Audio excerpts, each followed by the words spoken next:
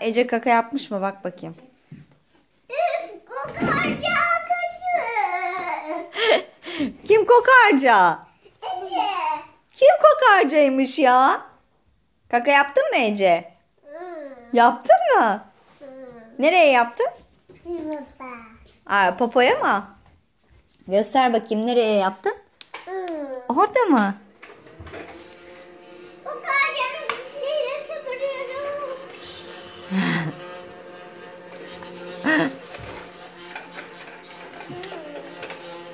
Kokuyu mu çekiyorsun? Evet. Evet, kaka yapmış. Değişelim hadi. Evet, tamam. Git bezini çıkart Ece. Anne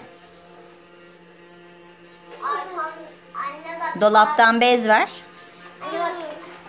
Evet, bezini. Oynayacağım. Burada çalışacak bu. Çağancığım. Boşa çalışmasın. Çalışmıyor. Hadi bez ver Ece. Ben yani süpürüyorum. Evet, orada. Bak burada var bir tane. Alamadın mı? Anne bak. Bir daha dene. Heh. Bak yılan. Hadi yat yere Ece.